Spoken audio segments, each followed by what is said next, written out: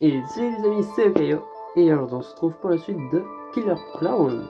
Donc dans le dernier épisode, nous nous étions arrêtés alors que nous rentrions du dojo d'entraînement avec Yuka, notre chère Yuka qui se sent terriblement mal de ne pas avoir su agir lors de notre attaque que l'on a vécue au domicile de Sachi, parce que je vous rappelle, Sachi est décédée, et au moment où on est arrivé chez elle, le clown tueur venait sûrement d'agir. Et malheureusement, Yuka n'a pas pu nous aider à nous défendre et était parti avec Kanon se mettre à l'abri. Heureusement, on s'en est bien sorti. On a fait nos dépositions à la police et le lendemain, on a retrouvé Yuka très tôt à notre dojo d'entraînement, qui d'ailleurs était épuisé, effaré, était tout et ça n'allait pas. Du coup, bref, après notre entraînement, on est rentré et c'est en arrivant devant chez moi que deux silhouettes familières refont leur apparition. Et ce n'est personne d'autre que nos parents. Nos parents qui nous avaient déjà dit d'arrêter de nous mettre dans ce genre de soucis avec ce fameux clown et d'arrêter tout ce qu'on faisait en rapport avec lui. Sauf qu'on ne les a pas vraiment écoutés et ça ne va peut-être pas leur plaire. Donc on va découvrir ce qu'ils vont nous dire. C'est parti. Mes parents sont au bout devant notre maison. Ils sont encore en uniforme et reviennent du travail. Je vais en retard. Je fais signe à Yuka de rentrer chez elle et elle acquiesce. Elle s'incline brièvement devant mes parents en partant. Je savais pas que j'avais un couvre-feu. Nous avons essayé d'appeler, mais tu n'as pas répondu. Nous avons craint pire. Les paroles de ma mère trahissent son regard sévère, mais mon père semble imperturbable. Nous avons dit de rentrer à la maison dès que possible. Pourquoi n'as-tu pas répondu? Je sors mon téléphone et résiste à l'envie de le balancer à mon père. Il est mort. Je passe devant mes parents et dépose mes affaires dans le maison. Ils ne sont pas là que pour prendre mes nouvelles, ils partiront bientôt. Et seulement à cause de ce foutu clown. T'en vas pas pendant que je parle. Je t'ai vu de nulle part. Ou ce qui t'intéresse, c'est de faire une esclandre dehors depuis le début. Espèce de... Chérie. Ma mère pose une main sur l'épaule de mon père et il prend une profonde inspiration. Je sais qu'ils sont juste inquiets. Et je sais qu'ils sont stressés et surmenés. Cela ne leur donne pas le droit de me parler de cette façon. Thomas, nous voulons juste savoir comment tu es. Après tout, nous avons entendu dire que tu étais la dernière victime. Je ne peux pas en parler. Ça me fait mal au cœur de devoir le répondre comme ça, mais je ne peux pas m'en empêcher. Les mots sortent tout seuls. Je suis en retard parce que je voulais tenir compagnie à Yuka. Elle passe des moments difficiles et je dois être là pour elle. Je vois. Mais quand même. Quand même, quoi. Je dis que mon téléphone était mort. Alors je n'ai même pas vu tes messages. Comment es-tu censé vous contacter? Mon père me laisse un regard noir, ses sourcils épais se fronçant à mesure qu'il s'approche. Tu devrais t'organiser à l'avance alors. Comment ferais-tu pour appeler à l'aide si ton téléphone ne marche pas? Comment ferais-tu pour que tes amis soient en sécurité? Mon corps se serre, surtout après ce qui est arrivé à Sachi et ce qui a failli nous arriver. Je serais me débrouiller. Il se détourne en soufflant bruyamment, puis s'assoit sur le canapé les mains sur la tête. Je te jure, tu es comme mon frère. Je ne peux pas tout le temps te fier à tes émotions, toi. Au diable, mes intentions. Je fronce les sourcils. Mon oncle. Je repense au clown sans son masque, puis à un intense souvenir quand j'étais plus jeune. Ignorant mon père, je me dirige vers l'une de mes étagères à la recherche d'un album photo. Mon père semble avoir abandonné, se contentant de me regarder d'un air perplexe tandis que je feuillete les pages. Je me rate envoyer une photo de mon oncle. C'est lui! C'est le clown! Quoi? Ma mère me rejoint juste au moment où je sors la photo de la pochette. Le clown! Il ressemble à mon oncle! L'expression de mon père se durcit. Vraiment? Tu dois être trop stressé. J'en suis certain! C'est lui! Il a essayé de le cacher, mais ce visage... Il s'agit probablement d'un simple souci. Ça ne peut pas être lui. Pourquoi pas? Mon père soupire et ma mère secoue la tête. Parce qu'il est mort il y a des années, mon chéri. Un cancer. Peut-être que tu étais trop petit pour te souvenir volontairement. Je file dans ma chambre encore manger un morceau. Allongé sur mon lit, je regarde, je fixe le plafond. Au moins, nous avons peut-être un visage auquel le comparer. Ou est-ce que j'ai des hallucinations à cause du stress? C'est pas possible. Ça doit être un souci alors. Je n'en frappe pas à ma porte. Entrez? Mon père entre. Je lance un regard noir, mais je me lève quand même. Qu'est-ce que tu veux? Je n'aurais pas dû élever la voix tout à l'heure. Je sais juste que les choses ont été mouvementées ces derniers temps. Et ta mère et moi, nous avons été pris. Nous avons appris ce qui t'est arrivé. Il se racle la gorge. Ce que je veux te dire, c'est que je suis désolé. C'est bon, vous avez vos propres problèmes. Très bien. Si tu as besoin de quoi que ce soit, n'hésite pas à appeler. Nous ne pourrons peut-être pas répondre tout de suite, mais... C'est bon, je comprends. Mon père esquisse un sourire maladroit, et je me rends compte que je lui ai peut-être fait la vie dure. Mes parents retournent au commissariat quelques minutes plus tard. Faut vite à ta voiture. Mais comment? Juste à ce moment-là, j'entends un bruissement à l'extérieur de ma fenêtre. Je me lève d'un bond et tente de trouver quelque chose pour me servir comme un bon. Le cœur battant, j'attrape ma lampe de bureau. Le cadre de la fenêtre grince, et le rideau s'écarte alors que quelqu'un escalade le bord de la fenêtre. Il fait trop sombre pour distinguer de qui il s'agit, alors j'entends patiemment prêt à frapper. C'est quoi cette lampe? Ah, super. C'est avec toi. J'expire profondément. Lucas se laisse tomber dans la pièce puis saute sur moi.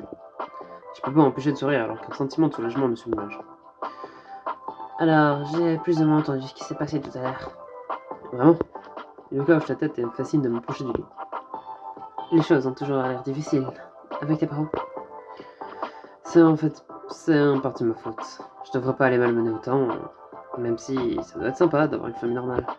Lucas pouffe de rire en regardant sa maison par la fenêtre alors que je m'effondre sur mon lit. Bien que Yuka soit une fille, je me suis jamais autant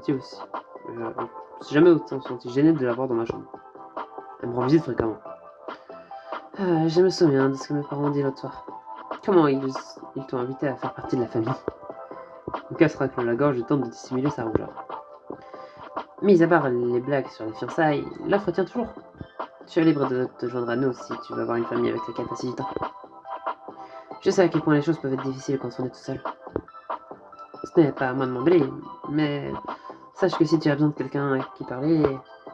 Lucas pose une main sur la mienne en souriant gentiment. Je ne suis qu'à une fenêtre d'ici. Merci, je suis preneur. Lucas sourit et se dirige vers une étagère voisine. Mais pour l'instant, je suis trop paresseuse pour te faire sortir d'ici. Elle sort quelques bandes dessinées et s'installe confortablement dans mon lit. Ah, ces bouquins sont vieux. Et si tu allais acheter les derniers, je reste ici. Je comprends pour qui, ton esclave? Lucas pose sa bande dessinée et me regarde en sang sourcil. Nous éclatons de rire tous les deux. Je sens tellement bon. Non, tu es juste mon meilleur ami. Mon cœur fait un bond alors qu'elle plonge ses yeux dans les miens. Qu'est-ce qui ne va pas? Oh, rien. Je viens de réaliser que j'ai besoin de prendre une douche. Après avoir fait face aux pétroliers du Cap, nous sommes là, à nous prélasser comme d'habitude. À propos, sans vouloir, j'ai entendu quelque chose à propos de ton oncle tout à l'heure. Ah, ça? Je me souviens juste d'avoir vu le visage du clown le premier soir. Le portrait craché de mon oncle décédé. Lucas frissonne. Ah, d'abord des clowns et maintenant des mecs morts. Mes parents m'ont toujours dit que c'était juste le stress, mais je peux pas m'empêcher de penser que c'était plus que ça. Ah, arrête s'il te plaît, je supporte pas les fantômes, et encore moins les clowns fantômes. Je lui fais un sourire et je continue. Ils disent qu'il est mort, mais qui sait? Peut-être que nous découvrirons quelque chose en creusant un peu. Ah, il s'agit peut-être d'un membre de la famille avec qui ils ont un froid. Ou un cousin perdu de vue. Et puis, s'il est parti longtemps, il aurait l'air plus vieux maintenant, non? C'est vrai. Nous entendons les parents de Lucas l'appeler un instant plus tard. Et elle se lève à contre-cœur. Ah, discutons-en avec Canon. Sois présent, Thomas. Toi aussi. Le lendemain, au lycée, Canon est introuvable. Après lui avoir envoyé un message sur les observations de la nuit précédente, elle m'a répondu en me faisant part de ses conclusions. D'après elle, des gens ont signalé des choses bizarres autour d'un certain quartier de la ville, et elle a décidé de se pencher sur la question. Elle m'a envoyé quelques liens vers des forums et des posts de réseaux sociaux qui montrent la zone suspecte. C'est la dernière fois que j'ai eu de ces nouvelles. Ne me dites pas qu'elle est partie enquêter toute seule. Le nom de l'étroit qu'elle a envoyé, c'est un bâtiment abandonné à la périphérie de la ville. Si cette théorie est juste, elle pourrait être prise pour cible. Serait-elle en train de conduire volontairement le clown là-bas? Je ramasse mes affaires. Tu vas quelque part? Personne n'est au courant pour Sachi. Les autorités ne veulent rien dévoiler pendant la durée de l'enquête. Je me sens pas très bien. Je décide de rentrer. Yuka m'entend et réalise ce que je suis sur le point de faire. Ah! Je vais te raccompagner chez toi alors. Si vous avez envie de sécher ensemble, vous aurez dû le dire. Je vous couvre. Non, oublie, merci Ishi. Pas de problème. J'irai preuve que t'as la diarrhée. Ah, ce type. Je t'inviterai à déjeuner la prochaine fois, merci. Ishi nous fait un sourire malicieux au moment de partir. Mais je l'entends me marmonner quelque chose. Je suppose que je vais encore rester tout seul aujourd'hui. Bon sang, il répond pas. Yuka et moi montons dans un bus qui se dirige vers la périphérie de la ville. Une fois que nous sommes assis, j'essaye de joindre Canon à tout prix. Elle t'a dit ce qu'elle faisait? Non, mais elle fait des allusions à des bâtiments abandonnés. Je montre à Yuka la photo sur le forum. Si mon intuition est bonne, cela peut avoir un rapport avec le projet immobilier qui a capoté à la sortie de la ville. C'est bizarre. J'ai l'impression qu'elle veut se servir d'appât, mais elle n'a rien dit. Et elle ne peut pas du tout se battre. Yuka serre les poings prête à passer à l'action. J'espère que nous la rejoindrons à temps. Après avoir sauté par-dessus un gros pont jaune, Yuka et moi commençons à fouiller le bâtiment abandonné. Des détritus sont étalés un peu partout et la présence de gravats complique chacun de nos pas. Même les piliers de soutien semblent prêts à s'effondrer. Canon est-elle en train d'atterrir le clown ici pour une raison précise? Nous devrions nous séparer. Nous la trouverons plus rapidement comme ça. Non, c'est trop dangereux. Yuka me sourit et me donne une tape sur l'épaule. Ne t'en fais pas, si se passe quelque chose, je t'appellerai. Ok. Yuka et moi nous séparons pour explorer le labyrinthe de béton. Je remarque au passage un passage au milieu des têtes de gravats et d'or. Après l'avoir suivi pendant un certain temps, j'arrive au deuxième étage. Quelqu'un est venu ici récemment. À un détour d'un couloir, je perçois un mouvement derrière moi. Du coin de l'œil, je vois une lueur. Canon se précipite en avançant avec un couteau, mais elle s'arrête en réalisant que c'est moi. Thomas? Canon, te voilà. Bon sang. J'aurais juré l'avoir vu. Tu comptais le poignarder? Canon reste silencieuse, mais avant que je ne puisse poursuivre, j'entends un cri. Yuka! Elle est aussi là. Ignorant Canon, je me rue vers la source du crime, et à cause de la disposition des lieux, je finis par me perdre. Yuka, où es-tu? J'entends quelque chose tomber sur des cris. Après avoir traversé une pièce, j'aperçois quelqu'un. C'est Yuka, elle est coincée par le clown. Éloigne-toi d'elle. Le clown se retourne vers nous en grognant, ce qui permet à Yuka de lui donner un coup de pied. Je fonce pour l'aider, mais le clown recule, voulant sans doute utiliser cette situation pour nous embrouiller, pour nous prendre l'un par un. Tu ne t'échapperas pas cette fois. Attends, oui, Canon. Cet labyrinthe n'est peut-être pas destiné à nous désorienter, mais le tueur. Une lueur argentée jaillit au moment où le clown change de direction et recule en hurlant de douleur. Toi, un visage familier. Je vois que tu es venu le rejoindre. Ferme-la.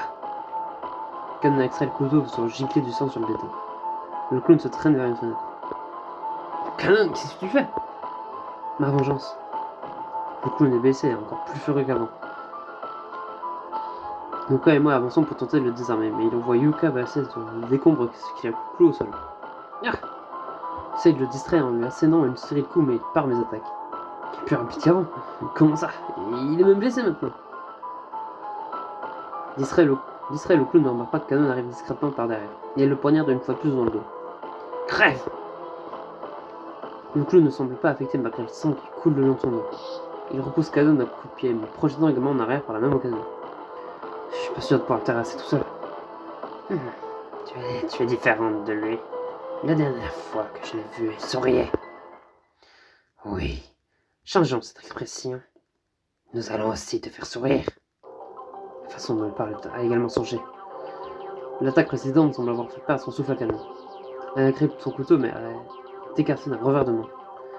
Non. Toute griffe en avant, le clown s'approche de nous en jacassant comme un fou furieux. Que dois-je faire? Je pourrais le plaquer et le faire tomber par la fenêtre. Ça ne suffirait peut-être pas. Le clown est sur le point de frapper Canon. Je n'ai pas le temps de penser, je dois agir. Je cours vers lui, me déplaçant comme une balle humaine et je tombe sur le clown. Heureusement, c'est suffisant. Le clown manque sa cible et bascule vers la fenêtre ouverte. Canon saisit son couteau et frappe à nouveau par la main du clown au moment où il l'atteint. Puis je le pousse par la fenêtre. Je sens les griffes ratisser mon dos et le sang se met à couler tandis que je le pousse. J'ai pas le choix. Le clown bascule sur rien alors qu'il plonge sur le sol. Nous entendons un bruit sourd, puis un craquement. Est-ce que nous l'avons vu? Est-ce que je viens de tuer un homme? Je me dirige vers la fenêtre, me demandant si j'ai pris la bonne décision. Canon regarde le sol en contrebas. Est-ce que je t'ai vengé, mon frère? Oh mon Dieu! C'est donc pour ça que Canon était si investi. Son frère a été l'une des victimes du clown tueur. Et c'est terrible. Du coup, deux informations qu'on a apprises aujourd'hui. Que le clown ressemble apparemment à notre oncle décédé d'un cancer il y a des années. Ce qui en soi peut être probable. Soit des gens qui se ressemblent, ça existe, et si c'est vraiment notre oncle, soit c'est une histoire de fantôme, comme ce que redit Yuka, soit c'est juste qu'en réalité il n'est jamais mort et c'est un complot sorti de nulle part.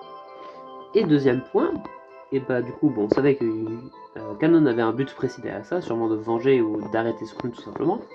Et en réalité, du coup, effectivement, elle cherchait à venger son frère. Alors on ne sait pas encore ce qui est arrivé, mais on se doute sûrement qu'il est décédé. Ce serait logique. En tout cas, nous découvrirons tous les motifs de Kanon et ce qui est arrivé à son frère dans le prochain épisode, sûrement.